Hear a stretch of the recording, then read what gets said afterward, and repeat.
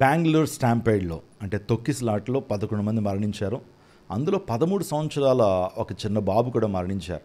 ఆ తండ్రి వేదనతో ప్రభుత్వాన్ని కోరుకుంటున్నాడు, నా కుమారుడి యొక్క మరణానికి ఎంతగానో బాధపడుతున్నాం, పోస్ట్ మార్టం చేయొద్దండి, ఆ బాడీని అలాగే ఇప్పించండి అని ఆ తండ్రి వేడుకుంటున్న దృశ్యాలు చూస్తున్నప్పుడు చాలా బాధ అనిపిస్తూ ఉంది.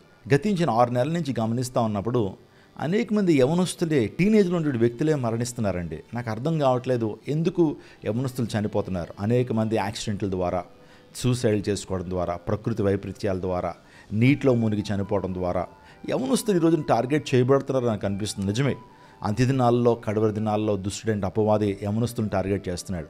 టీనేజ్ పిల్లల్ని టార్గెట్ చేసిన అనేక మందిని వాడు మరణానికి తీసుకువెళ్తా ఉన్నాడు. అందును బట్టి ప్రియ తల్లిదండ్రులారా, మీ యవనస్తుల విషయంలో జాగ్రత్తను వహించండి.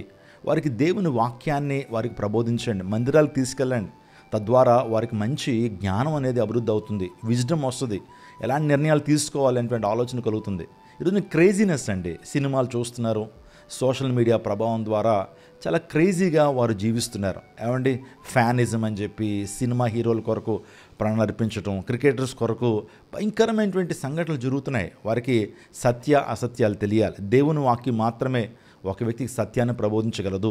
దేవుని వాక్యం ద్వారా మాత్రమే ఒక వ్యక్తి సరిచేయబడతాడు. యవనస్తులు దేని చేత తమ నడతను శుద్ధిపరచుకుంటారు? దేవుని వాక్యాన్ని బాగా చూచుకునే ద్వారా కదా. 119వ కీర్తనలో దావీదు మహారాజు అంటున్నాడు, నీ ఎదుట నేను పాపం చేయకున్నట్లు దేవుని వాక్యాన్ని హృదయంలో భద్రం చేసుకున్నాను అంటాడు. కాబట్టి యవనస్తుల్ని జాగ్రత్తగా పెంచుదాం, వారి కోసం ప్రార్థన చేద్దాం. వారిని ప్రొటెక్ట్ చేయాల్సిన బాధ్యత ప్రతి తల్లిదండ్రుల మీద ఉంది. అందును బట్టి వారి కోసం ప్రార్థన చేయండి, వారికి టీచ్ చేయండి, ప్రీచ్ చేయండి, దేవుని వాక్యాన్ని ప్రబోధించండి. దేవుని వాక్యం వారిని కట్టడి చేస్తుంది, దేవుని వాక్యం వారికి భద్రతనిస్తుంది. కాబట్టి తల్లిదండ్రులారా, దయచేసి నేను చెప్తున్న మాటలు మీరు ఆలకించండి. టీనేజ్లోకి వస్తున్న మీ బిడ్డల విషయంలో చాలా జాగ్రత్తగా ఉండండి. వారు అన్ని విషయాల్లో కూడా మీరు విజిలెంట్గా వారిని అబ్జర్వ్ చేస్తూ ఉండండి. దేవుని కొరకు వారిని పెంచండి, మందిరాలకు తీసుకెళ్ళండి, దేవుని వాక్యం వినిపించండి. మందిరాలు తీసుకెళ్ళిన తర్వాత దేవుని వాక్యం ఎక్కడైతే స్పష్టంగా వినిపించబడుతుందో, యవనస్తులు కావాల్సిన సందేశాలు ఎక్కడైతే వినిపించబడుతుందో ఆ ప్రాంతాలు తీసుకెళ్ళండి, వారు దీవెనలోకి వస్తారు.